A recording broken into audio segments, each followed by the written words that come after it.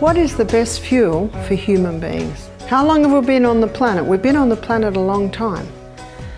And if you look at the authorities regarding nutrition, it seems to change every 6 months. Fat has always been hailed as public enemy number one, but in the last year, 6 months, Time magazine, Catalyst show there are a lot of messages coming through now that fat is actually not the enemy, it's a very important part of the body. So what I'd like to do, rather than being another voice in the maze of voices that says this is what you should eat, this is what you should not eat, I'm actually going to come at it from an acid-alkaline balance. What is acid-alkaline? Acid-alkaline balance is called the pH scale. pH means potential hydrogen because when you dissolve acid in a solution, it gives off hydrogen ions. So when you test how acid something is, you're testing how many hydrogen ions are in it. So let's have a look at the pH scale. Up the acid end, you've got 0. Up the alkaline end, you've got 14. And in the middle, you've got neutral, which is neither acid or alkaline. It's 7. Blood has a reading on the pH scale. Blood's reading on the pH scale is between 7.35 and 7.4. All blood will be within that range because if blood pH goes up to 8, then the person will go into a coma and die of alkalosis. And if blood pH drops down to 7.22, that person will go into a coma and die of acidosis. So we have not got much variation there. And you don't have to worry about the pH of your blood because there are 2 organs that are constantly balancing it, monitoring it, keeping it within this range. One is your lungs.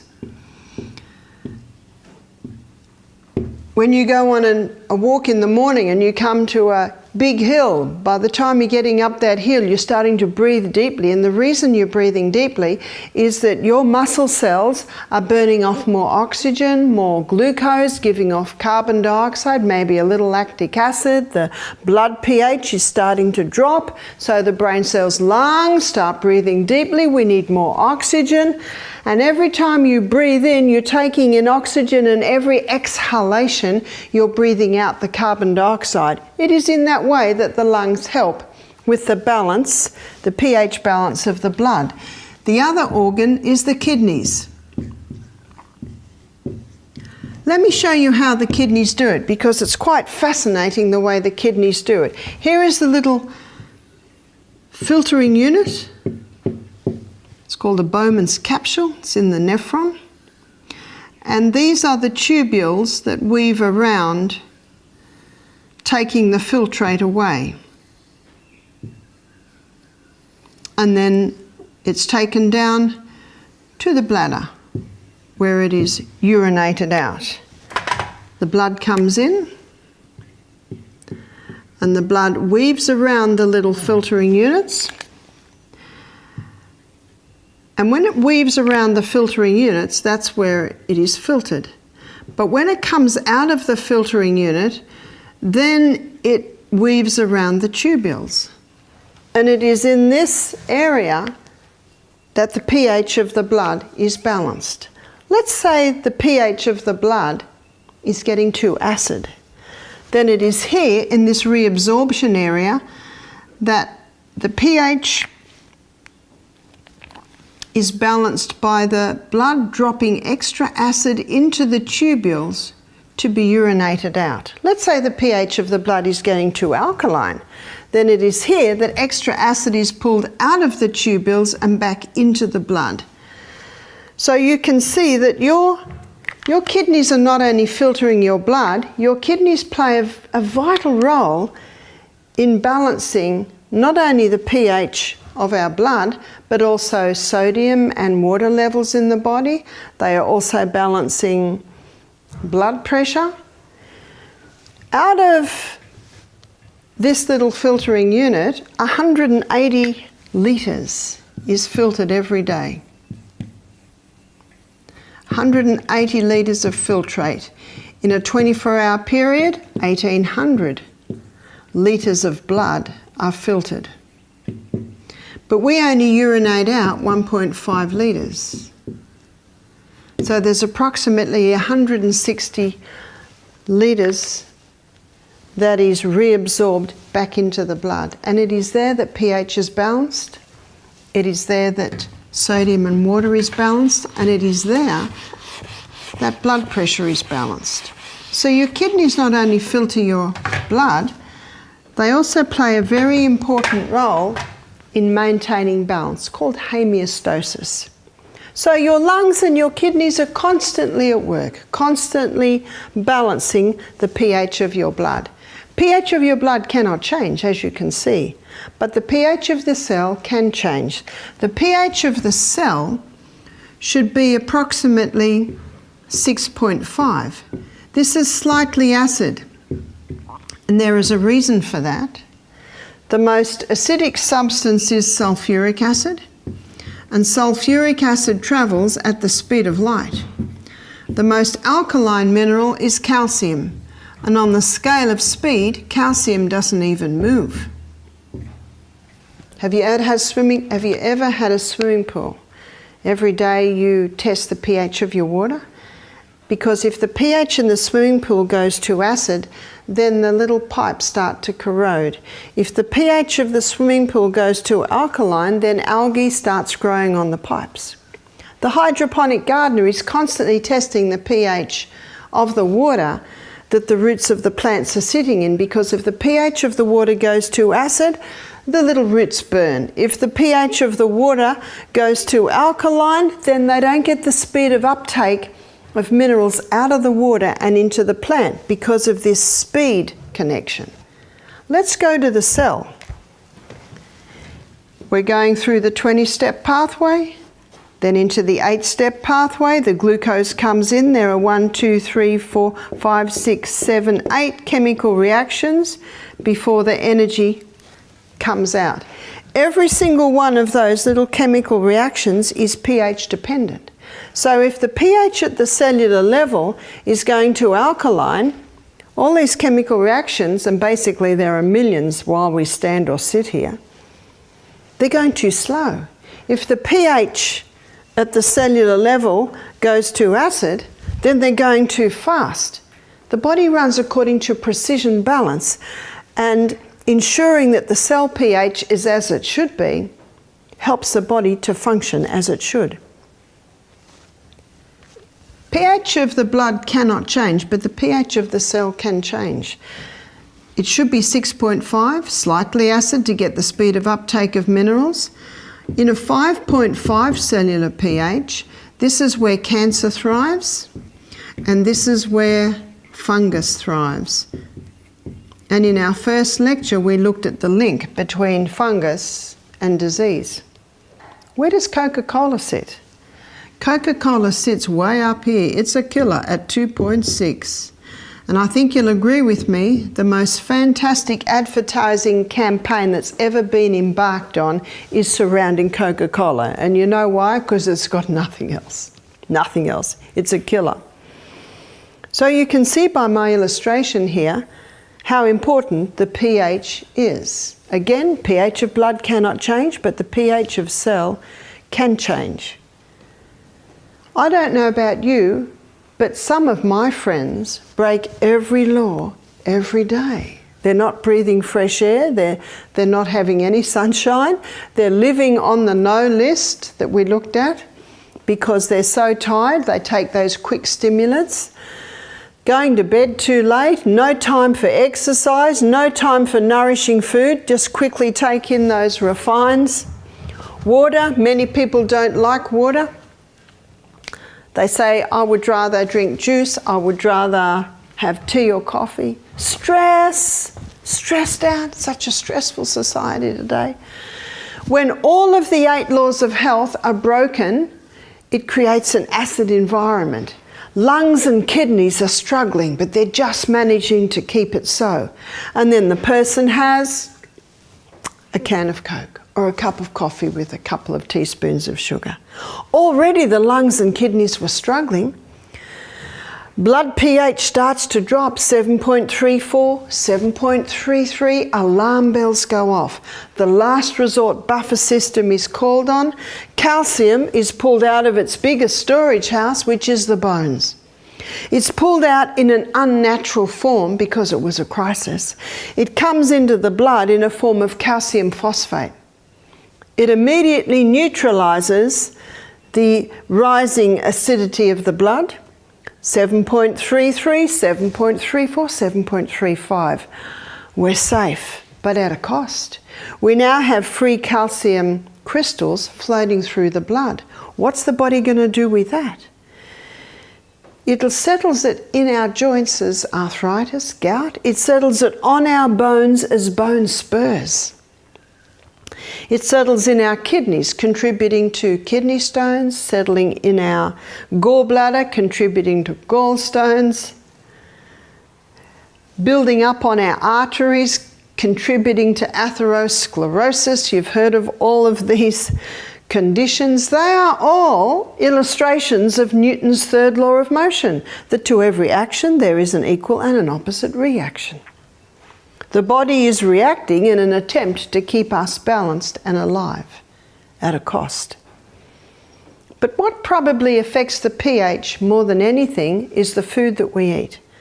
So I'd like to show you now foods that have an acid effect on the body and foods that have an alkaline effect. Alkaline. The most alkaline forming food you can put into your body is the lemon. And you might say, no, the lemon is acid. It is. And it's acid where it should be. There's only one part of our body that should be acid, and that is stomach. It must be acid, because only in an acid environment can those little protein bonds all be broken up. If someone says, I have a very acid stomach, my question is, how do you know? I can feel it. The problem's not acidity. The problem is maybe you're dehydrated and you don't have that nice thick mucosa lining. Some might say, well, it comes up. That's not the problem with the acid. The problem is the gate, the cardiac sphincter. If it's strong and shut, no acid will come up. Can you see why the detective hat has to be put on to find out why these things are so? No, lemon is acid where it should be, in the stomach. Every salad dressing we serve at our health retreat contains lemon. It's a digestive aid. But when the lemon gets absorbed, well, it gets broken down first to glucose and fructose, then gets absorbed into the blood, taken straight to the liver, the project manager, and the project manager, the liver, he converts the fructose to glucose. Then the glucose is in the blood and sent to the cell, where it goes through the 20-step pathway, then into the little powerhouse, often called the furnace, because the glucose from the lemon with oxygen is being burnt here to give us energy. All matter on planet Earth, when it is burnt, leaves an ash. And the food that we eat is no exception. So lemon is acid where it should be, in our stomach, but when it is burnt at the cellular level, it leaves an alkaline ash. What determines the difference? It is the mineral composition of the plant. So these foods here are high in the alkaline minerals, which is calcium, magnesium, sodium, potassium, and iron. They are the 5 main alkaline minerals. And these foods that I'm going to write up here are high in the alkaline minerals. Whereas on the acid side, the foods on this list are high in the acid minerals, or the acid-forming minerals, which is chlorine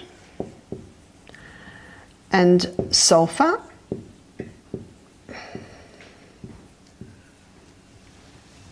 and phosphorus. Can you see when foods are grown in superphosphate soil, even foods that are commonly or usually alkaline can start to go to the acid side because of the high phosphorus. The second most alkaline forming food you can eat is dark green leafy vegetables. They're very alkalizing. This also explains why on day one at Misty Mountain Health Retreat, when our guests are on their first day of juicing, we serve green barley 3 times. A lot of waste is starting to come out of their body. All body waste is acid. So the only 2 parts of our body that should be acid is stomach and the waste that's coming out. This explains why green smoothies are becoming popular, why wheatgrass, spirulina, green barleys or barley greens. Also kale. We didn't even know what kale was 20 years ago. Even 10 years ago, it's become a very popular green. The greens are very alkalizing and they're very high in the alkaline minerals. Vegetables. Vegetables are also alkalizing, but there is an exception in the vegetables, and that is the nightshade group of vegetables. For some people these have an acid effect. For some people they have an alkaline effect. So we put a question mark there, because for some they are acid, but for some they have an alkaline effect. That's the tomato, the capsicum. These are the nightshade group of vegetables, eggplant, and what the Fijians call the white man's potato. This is not the sweet potato. This is what we often also call it is the Irish potato. The sweet potato is not a potato, it is a yam. These have a question mark because for some people they have an acid effect and for some people they have an alkaline effect. What determines the difference? It appears to be that if a person has an inflammatory condition in their body, this nightshade group of vegetable can increase that inflammation. So specifically we're talking about, and what's affected the most is arthritis. I've seen many people conquer their arthritis by going off the nightshades, implementing the 8 laws of health. It's not forever. It's just for a period of time. One lady said to me, "Barbara, all my swollen joints have gone back to normal." This lady's in her late 60s. She said, "I have no more pain." How nice. We had a lady do our program. She was 43. She said, "I have rheumatoid arthritis." She said, "My joints were very inflamed. My doctor put me on some fairly heavy anti-inflammatories and cortisone drugs." She said, little by little by little, I eased off them, because she said, "I found that if I had, excuse me, early nights, lots of water, I was eating right, I wasn't having the stimulants, I found that I could conquer my arthritis." But she said every now and then I'd be travelling and I wouldn't be eating as well. She said then I would go back on my medication just for a little bit. And then when I conquered again, I could get off it. But she said, "I don't tell my specialist because he won't see me unless I'm on my medication." So she said, "I visit him and I smile and I nod and I get the next script." But she said, I never use it. Well, she said, hardly ever. After doing our program and hearing what I'm telling you now, she was so excited. She said, "I believe that I will be able to manage my crises now without the medication, but what I have learned here." That's good news, isn't it? I love the story of this lady because it was a story of a lady who took control of her health. I feel sorry for doctors, naturopaths, nutritionists, because so many people come to them and they give over their health. That's why we should be the doctor. Your specialist, your doctor, your naturopath are your advisors. There are some excellent nutritionists, but not so good ones. There are some excellent plumbers, excellent builders, but some not so good. You can take that into every profession. That's why you have to search your way. And if someone gives you advice, especially in the professional area, and it doesn't work with you, you're the boss. You're the one that's living in this body. Many have found that when they stop the nightshade group of vegetables, their arthritis starts to go away. How nice. I never thought such a thing was possible when I was young. You see, my mother died when she was 51 from rheumatoid arthritis. I was only 25 at the time. But I now know it can be conquered, and it can be conquered naturally. It's not forever, it's just until it's conquered. One lady said, I can eat raw tomato and not cooked. Another lady said, well, I can eat the cooked and not the raw. One lady said, I can eat raw capsicum but not cooked. Another lady said, I can eat the cooked and not the raw. One said, I can eat the red and not the green. Another said, I can eat the green and not the red. I love these stories because they're stories of people doing this to their body. We are the doctor. If the body says, go for it, do it. My body says to me, don't even put capsicum anywhere near your mouth. So I don't. You've got to listen to this body. My husband has 5 times the potatoes I have. That's why you're the doctor here. One day I might be able to eat capsicum. What happens when I eat it? It repeats on me all afternoon, and my energy is just sapped. So I listen to my body. When you cook tomato with oil, and I think you'll agree with me, the nicest oil to cook tomatoes with is olive oil. When you put these two together, lycopene's released. You see, lycopene is from the vitamin A family, which is a fat-soluble vitamin. Lycopene is not available in the raw tomato. It's not even available in the tomato that's cooked unless it is cooked with a fat. You see, all raw is extreme and all cooked is extreme. Because raw will deliver what cooked won't, and cooked will deliver what raw won't. I myself aim for about a 50-50. 50 cooked, 50 raw. Because of the different things that are released in the different states. So that's why I put a question mark. If you love this food, if it sits well with you, if you don't have arthritis, well, you get a tick. And if you do have arthritis and you do love that food, as one lady said to me, I love this food. I said, how much do you love your arthritis? It's not forever.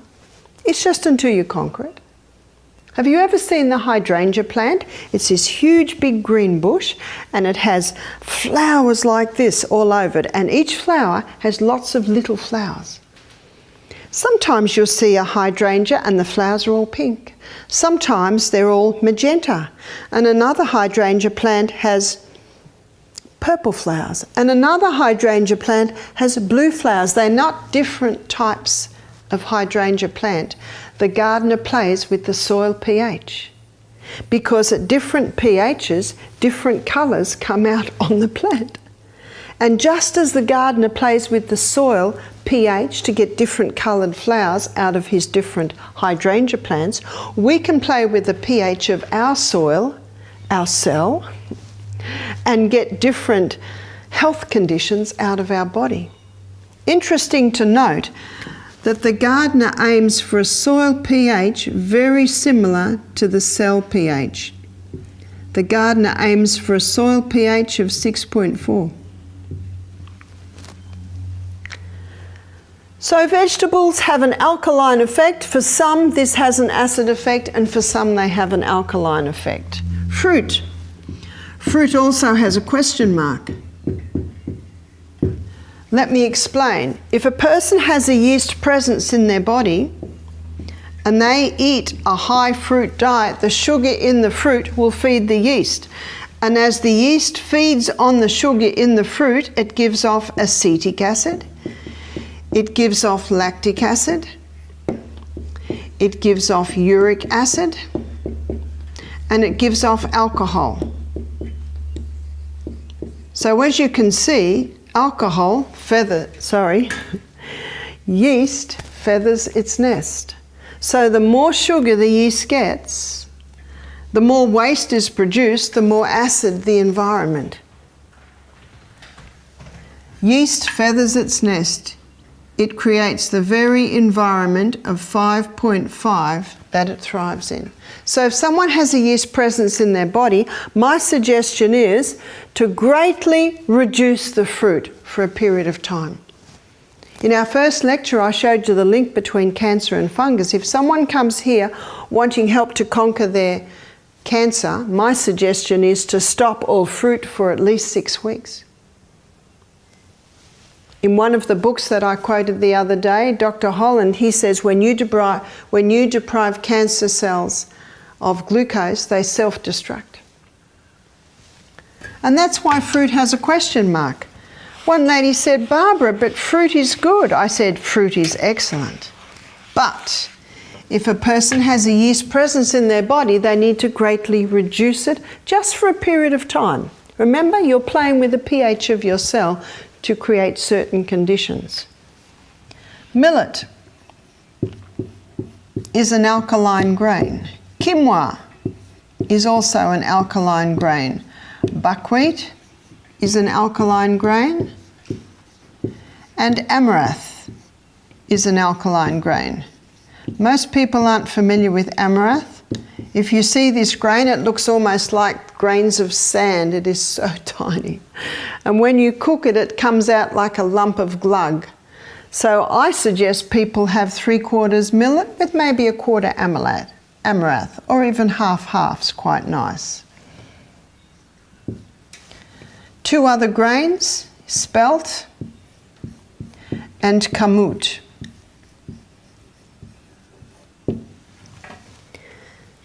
Let me give you the wheat story at this point. The original wheat, the wheat that God made, was called inkhorn. And that wheat had a very fragile structure. And the structure that I'm referring to is the gluten or the protein structure. It was very fragile. Fragility is important. Fragile means that when it's ground, it's broken up. When it's cooked, it's broken up. When you chew it, it's further broken up. Your digestive enzymes further broken up, and it's easily absorbed and utilized by the body. It is not sure when, but at some point, Inkhorn did a wild hybrid or a natural field hybrid of a wild grass, and that produced emmer wheat. And emmer wheat is slightly more complex than the original one, but still quite a fragile structure. And because of the starvation crisis in the 1950s in Mexico, Africa and India, a group of scientists in Mexico hybridized wheat. They did that to produce a plant that had a high yield of grain, and they did. Now originally wheat always grew this high, and so when it produced a higher yield, the stalk bent and they lost their harvest. So they went back to the drawing board and they came up with a wheat plant that only grew this high. It has a nice thick stem. It continues to have that high yield. And this is the hybridized wheat that we know today. Dr. Norman Bulag got a Nobel Prize for his hybridized wheat. It saved the lives of apparently millions because it has such a high yield of grain. In fact, one farmer said he gets 10-fold more grain out of 1 acre with this new hybridized wheat than any other wheat grain. Amazing. And we don't complain about that. But what was never addressed was the effect of this hybridized wheat on the gut of human beings. In my last lecture, I showed you how it certainly has changed the starch structure, but I want to show you how it's changed the gluten structure. This hybridized wheat has an incredibly complex gluten or protein structure. Very complex, and it's almost only a cast iron gut that can break that down. In my last lecture, I showed you the stomach and I showed you how many people aren't treating the stomach right. I also earlier showed you the lining of the gastrointestinal tract and how the microbes are responsible for breakdown, absorption and protection. So we've got a loss at that level. We've got a loss of hydrochloric acid in combination with this hybridized wheat. So what's happening is partially digested glutens are coming into the blood. They're not known, they're seen as an enemy, and so more white blood cells are produced to try and deal with this, and then all the allergies start to come.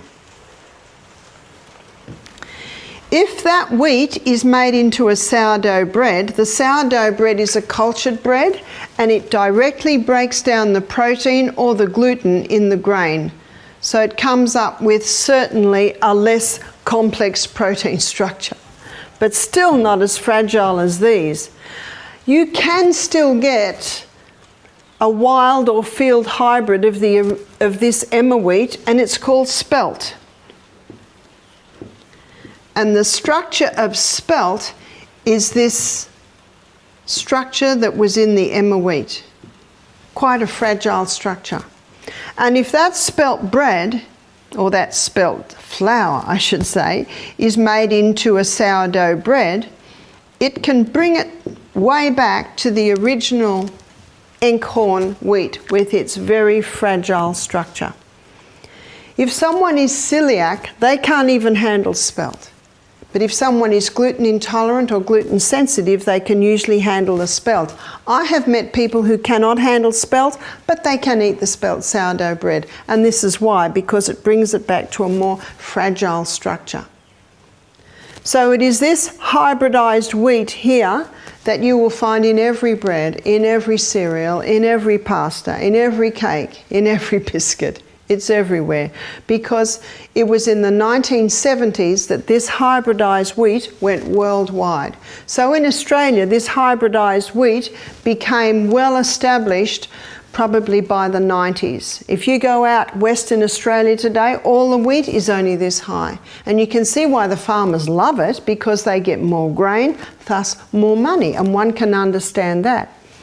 But you can see what was never addressed is the effect of this hybridized wheat on the gastrointestinal tract and even the whole body of human beings. Let me show you another aspect of this. Here's the lining of the gastrointestinal tract, and here is the gut flora, as I showed you the other day, that covers the lining of the gastrointestinal tract. And do you remember I showed you how it's responsible for the breakdown, the absorption and the protection? And when a person's had antibiotics, the contraceptive pill, cortisones, etc., many things, you start to get a compromise or a dying off of this gut flora.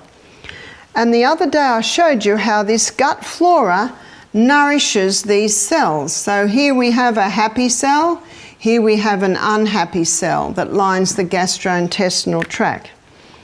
When this hybridized wheat goes through the guts of human beings, it breaks down to a substance called glutamorphine. Morphine is an opiate derivative. I'll give you that's a representation of glutamorphine. If glutamorphine comes here to this part, say a healthy gut, that cell there has the ability to knock off glutamorphine. It has the ability to knock off the morphine part of this breakdown. And so what gets into the blood is just gluto. Now, if glutamorphine comes to this section, this sad cell here, because it has no nourishment from gut flora, it cannot knock off the morphine aspect. And so glutamorphine gets into the blood. It gets taken to the brain, and the opiate receptors on the brain pick it up. This explains why it is well documented in many research papers that when an autistic child is taken off all wheat and all dairy, they get a 50% improvement in their autism. What's the dairy? Well, when it's broken down, it breaks down to casomorphine. And exactly the same thing happens. If you've got healthy cells, they can knock off the morphine. If you've got unhealthy cells not being nourished by the gut flora, they cannot knock off the morphine. And Dr. Andrew Wakefield, in his book Callous Disregard, he showed very, very clearly, his team of pathologists proved again and again that autistic children, their guts are not working well. So can you see we've got a few things happening here? What we've got is the hybridized wheat. What we've got is compromised gut flora. But what we've also got is Aussies are overdoing wheat. Let's have a look at how many of this carbohydrate list is wheat. Wheat, wheat, wheat, wheat, wheat. The majority of that list is from the wheat. Aussies are just overdoing wheat. How many people do you know have cereal and toast for breakfast, pasta for tea, sandwiches for lunch, cakes, biscuit through the day? That's almost 100% wheat. Yes, we've looked at the dangers of the high carb, but there is a carb in there that is more dangerous than any other, and it is the wheat. In my last lecture, I showed you the danger of the starch in the wheat. Now I'm showing you the danger of the gluten or the protein in the wheat. But we've got another problem. And that problem is that children are being fed food too young. The first teeth that children get are called milk teeth. That's 4 on the top and 4 on the bottom. They're called milk teeth because do you know what children should be eating then? Milk. It's at the milk teeth stage, which starts about 7.5, 8, 9, 10 months of age. That's when you give baby taste. I used to give my babies a celery stick to suck on, a very hard prune that they'll suck on for a while, a hunk of apple maybe in a net bag, a carrot, just little taste. That's all they should be getting, because at the milk teeth stage, their main food should be milk. Then at about anywhere from 14 to 20 months of age, the next teeth appear, and they are the molars. They come through about here, and they're the grinders. When the molars come through, then an enzyme is released in the mouth. It is an amylase. It's called Alkaline. And Alkaline is the enzyme that breaks down starch. But do you know what this means? No baby has the ability to break up starch until the Alkaline is released, and the Alkalines are released when the molars are fully through. And what are mothers told to feed their babies between 4 and 6 months of age? Rice cereal, Farax, pure starch. Recently, it was only about a week ago, I always look at babies, how I love babies, and there was this little baby just sitting at about 10 months of age with a bread roll. Whoa. And what would happen if I would try and tell that lady? She would say, how dare you tell me what to feed my baby? I have to wait till they come to me. That's why this information is so important.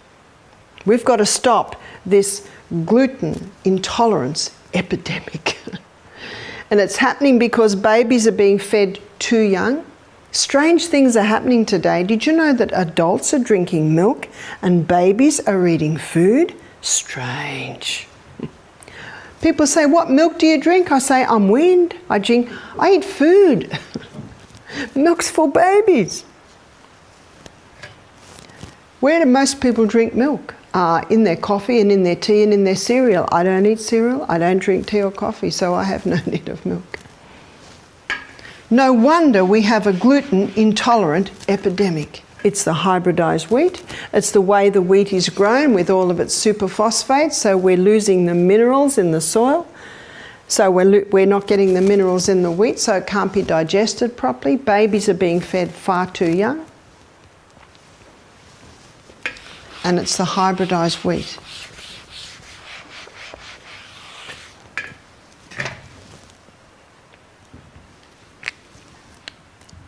Almonds and Brazil nuts are the two alkaline nuts.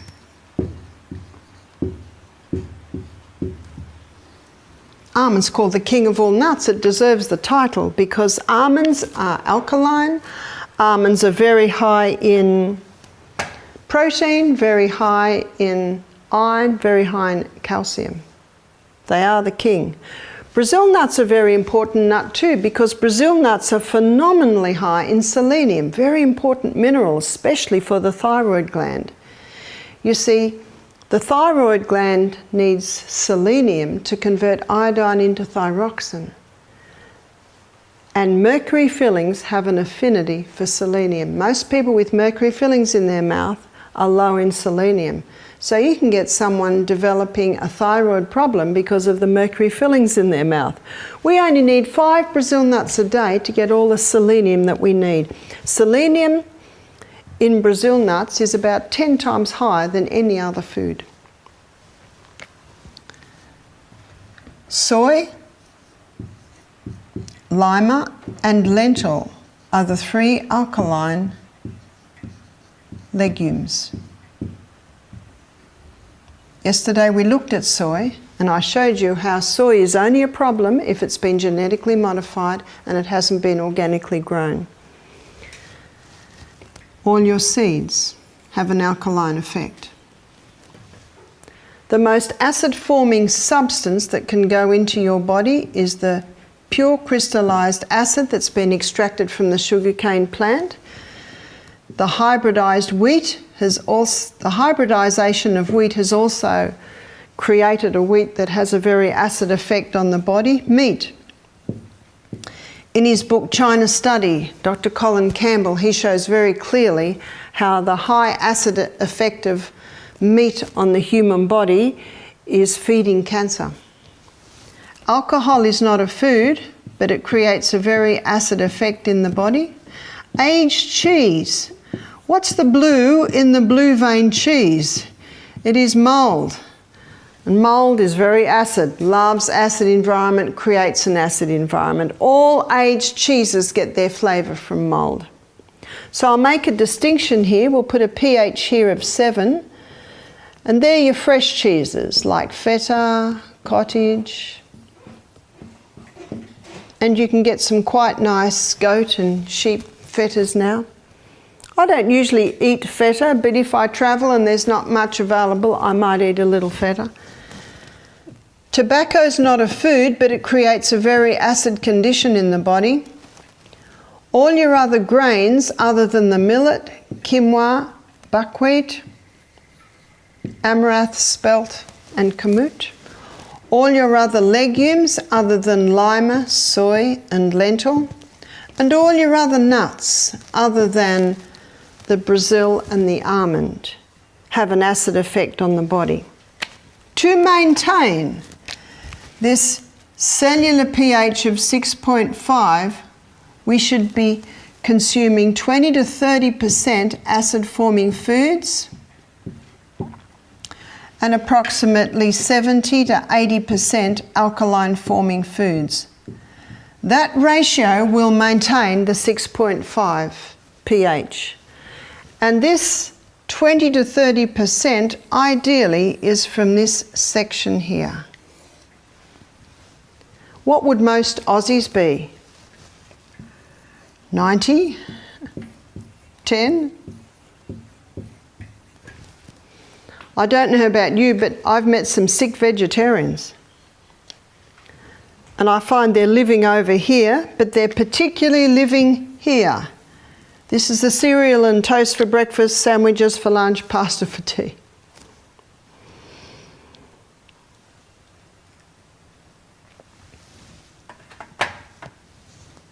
Balance is of the essence. The body runs according to precision balance. One of the easiest ways to maintain this balance is to eat more vegetables, more dark green leafy vegetables. Start exploring the other grains.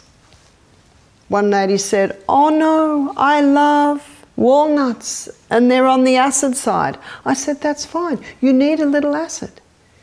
It's only when this is overdone that the problem arises. We need a balance.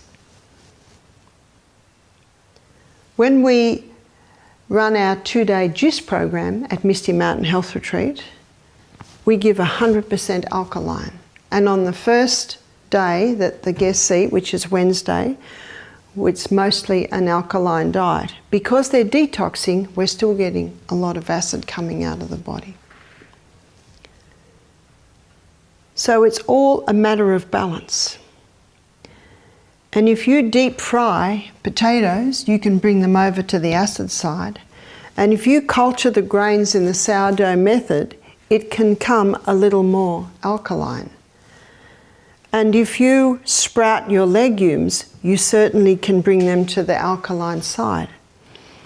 Be very cautious of sprouts though, because many sprouts, being moist all the time, can grow mold. But when you sprout your grains, you actually bring them back to a plant, so you do lessen the protein level. For instance, 1 cup of lentils gives you about 15 grams of protein. 1 cup of lentil sprouts will give you 6.5 grams of protein. So you're bringing it back to a plant. One lady said, "Oh, what about rice? I love rice." Rice is a good grain, but it can be overdone. So it's all a matter of balance. Again, targeting your dark green leafies and your vegetables and your different grains will help you to maintain the balance. Just as the gardener plays with the pH of the soil, you can play with the pH of your cell to create sickness or to create health. So the knowledge of the alkaline forming vegetables, the alkaline forming grains, allows everyone to start implementing more of those into their lifestyle and lessening this. Let's go over to our carbohydrate list and see how many of them are from the acid side. Pasta, bread, cereal, pie, pizza, rice, sugar, and if you deep fry the potatoes, they can come over too. The sick vegetarians that I have met are the vegetarians that basically are living over on the carbohydrate section. Mind you, I've met some very healthy vegetarians, and I'm a vegetarian. I think it is a superior diet, but it needs to be done right. Most vegetarians that I meet are protein deficient. When you stop the meat, you must replace with a vegetarian protein, which is your legumes over here and over here. And again, keeping the balance. If you have chickpeas and walnuts, you can balance that out with a great big green leafy salad and a vegetable stir fry. You see that? So again, it's maintaining the balance. We have a cream that we give our guests to have on their millet on the first day. It's called Brazil nut cream. It's 1 cup of Brazil nuts blended to a powder, and then you pour 1 whole tin of pears in their natural juice, and then you blend that again till it's a cream. And so, as you can see by my description, this Brazil nut cream is a lovely alkaline cream that the guests very much enjoy having on their millet. You can get breads made out of spelt and kamut. You can also get breads made out of millet. So there's a variety of breads that you can get with this. There are a lot of products coming on now because of the gluten intolerant epidemic. So you can get a lot of different breads, biscuits, you can get pastas, all made out of these other grains. You really just have to read your labels to get them. One old saying is that every person has their own doctor inside of them. And having the information on how you can play with the pH of the cellular level, bringing about a healing condition in the body, is important information. Also, the 8 laws of health. When we're breathing in stale air, mouldy air, bad air, it creates an acid condition. So very important to check the air in your home. Get those windows wide open. If you have carpet, make sure it's regularly vacuumed. And there's a great little tip for cleaning up an old carpet, if you're unable to pull it up, is to sprinkle sodium bicarbonate all over it. You leave it there for a couple of hours, dry, and then come and vacuum it up. The sodium bicarbonate, because it's so alkaline, it kills off any anaerobic organisms, which your fungus and your mould are. Earlier in the week I talked about Dr. Tullio Simoncini, who's injecting sodium bicarb straight into cancer cells. That wave of alkalinity just wipes them out. So sodium bicarbonate, it alkalizes. Some people say, well, can I drink it? All it will do is alkalize your pH of your stomach, and you want that to be acid. The only time I might advise drinking sodium bicarbonate might be if someone has stomach cancer. They may try that. So make sure your air in your home is pure and it is clean. Sunshine alkalizes. If you stay in the sun until your skin gets burnt, that can create an acid condition, but just the right amount of sunshine alkalizes. Yesterday we looked at the things that can cause a very acid condition in your body, referring to the stimulants. So this is alcohol, caffeine, and caffeine got forgotten here. Sorry about that. Caffeine is another one. Caffeine foods and caffeine drinks all create a very acid condition in the body. And many people use caffeine to give themselves a hit, especially combining it with the sugar. But as I showed you in the last lecture, it gives an initial high, but then it creates a dump. And the effect of caffeine and sugar can be seen as where Coca-Cola sits. We had a man quite high up in the Bundaberg Sugar Company do our program, and he said 15 teaspoons of sugar in 1 can of Coke. That's a very acid environment. So make sure that you're going to bed nice and early and getting well hydrated and well nourishment. Then you will not have to resort to the stimulants. And temperance means not taking anything into the body that will harm it and taking in moderation the good things. When you're eating nourishing food, highly alkalizing, fresh air, going to bed early, which alkalizes, exercising every day creates an alkaline environment, eating a proper diet, which I've given you an illustration of here, being well hydrated and having peace in your heart. I found peace when I gave my heart to God at the age of 25. We need peace. A lot of people don't have peace in their hearts today. They all create an acid condition. But when you begin implementing these things, combining the 8 laws of health with this more alkaline diet, you will not need coffee. You will not need those artificial stimulants. One lady said to me, coffee just gets me up and going in the morning. My next question is, why do you need to get up and going? Why do you need something to get you up and going? Is it because you've gone to bed too late? Is it because you're dehydrated? Is it because of those mouldy pillows? Is it because your bedroom carpet hasn't been vacuumed for a while? Can you see why the detective hat has to be on? We all need to be private investigators finding out why these things are so. What's the use of resorting to caffeine when the mouldy pillows remain? What's the use of resorting to caffeine to get that hit when it will not give you a high that will last? It's a delusive high, it's a transitory high. It is very brief, and the height that it takes you, the low that it produces is lower than the high that it takes you. So implementing these 8 laws of health, implementing a diet that is high in alkaline forming foods and low in the acid forming foods, ideally eliminating this top list so we only have approximately 20 to 30% of the acid forming foods. That's just like the gardener playing with the soil to get different coloured flowers out of his hydrangea plants. You can actually play with the pH of your soil by implementing all of these and get fine health, proper health. What's proper health? Energy. Eyes that see, ears that hear, sleeping well, digestion's well. You can still climb mountains with your grandchild at the age of 70. Isn't that what everyone wants? And it is within the reach of every human being. That's the good news.